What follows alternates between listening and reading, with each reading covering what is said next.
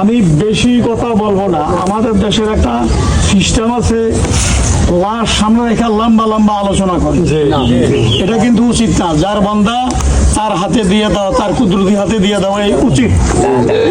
মানুষ হিসেবে দুটা কথা বলতে হয়। এই কথাটা হইল, মিস্ত্রি এমন একটা মানুষ, আমি কোরআন হাদিসের দৃষ্টিকোণ থেকে কথা বলতেছি, আপনারা শুনেন সবাই অল্প সময়ে।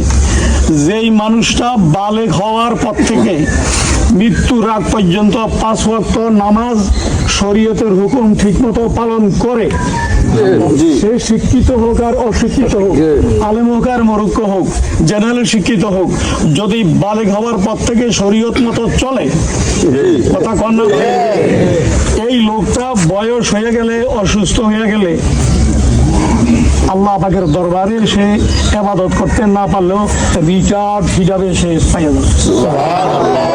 বোনাস, বোনাস, আলহামদুলিল্লাহ। আমার কথা বুঝতেছেন কি? বোনাস। বাংলাদেশ সরকার বা কোম্পানি, যে আপনি যেখানে চাকরি করেন, আপনার মহাজন বা কোম্পানি বা সরকার যদি আপনাকে শেষ বয়সে বোনাস দিতে পারে, আমার আল্লাহ তার বান্দাকে, বান্দা যদি বালেগ হওয়ার পরে শরীয়ত পালন করে, তাহলে আমার আল্লাহ তাকে বুড়া বয়সে অসুস্থ হইলে বোনাস দিতে পারে কি পারে? কিতাবে লেখছে, এবাদতের বান ধরলে এবাদত করতে পারুক আর না পারুক, আমি আমার বান্দারে বোনাস দিয়ে দিই। এই বোনাসে ছিলেন মিস্ত্রি এতদিন, কয়েক বছর সে বোনাসে ছিলেন। এখন মানুষ হিসাবে ভুল ভ্রান্তি কিছু না কিছু থাকবেই। কিরে ভাই, আমরা তো ফেরেশতা না, আমরা তো মানুষ। ভুল ভ্রান্তি তো টুকটাক কিছু না কিছু মানুষ হিসাবে থাকবে। আমরা ব্যাকে, আমি দোয়া করি আমরা ব্যাকে আমিন কইয়েন।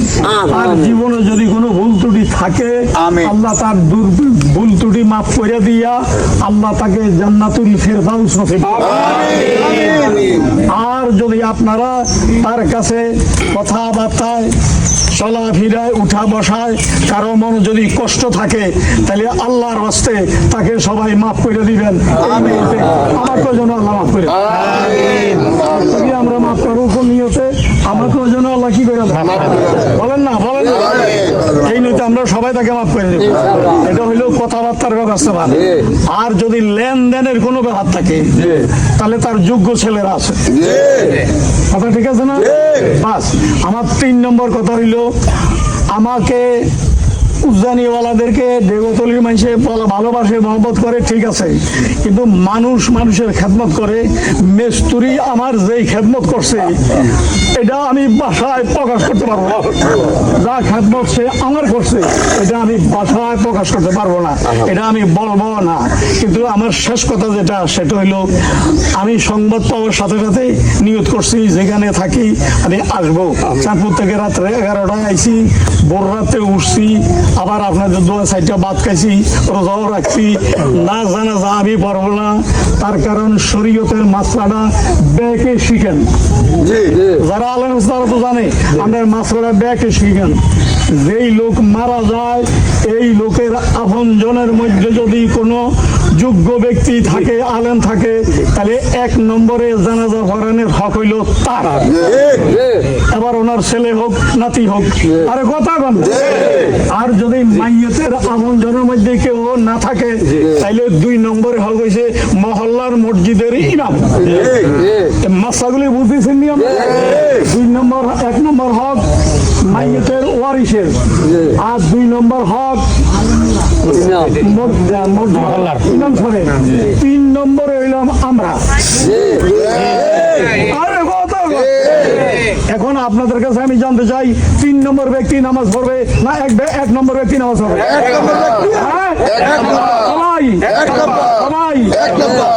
আমার বাবার জানাজার সামনে, আমার দাদার জানাজার সামনে আমি যেই মন নিয়ে দাঁড়াইতে পারবো, আরেকজন জুনায়েদ বুগদারিও সেই মন নিয়ে দাঁড়াইতে পারবেন। কথা কি ঠিক? মিস্তুরির ছেলে হোক নাতি হোক, ওনারা যেই মন নিয়ে দাঁড়াইতে পারবে, আমি উজানির হুজুর সেই মন নিয়ে দাঁড়াইতে পারবো না। সুতরাং জানাজা তারাই পারবে, আমি মুক্তাদি হিসেবে থাকবো। আল্লাহ তাআলা মিস্তুরিকেও মাফ করুক, আর আমরা যারা তার জানাজায় শরীক হয়েছি, আরে ভাই একটু কথা, এটা কিন্তু অন্তর থেকে কইতেছে, আমরা যারা তার জানাজায় খরচ হয়েছে, একত্রিত হয়েছি, আমাদের কি যাওয়া লাগবো না? জোরে কর না, যাওয়া লাগলে তৈরি হওয়া দরকার নেই। আমার আপনাদের সঙ্গে শেষ কথা, আল্লাহ আমাদের সবাইকে যেতে যেহেতু হবে তৈরি হওয়ার তৌফিক দান করুন। আমিন আমিন আমিন। আসসালামু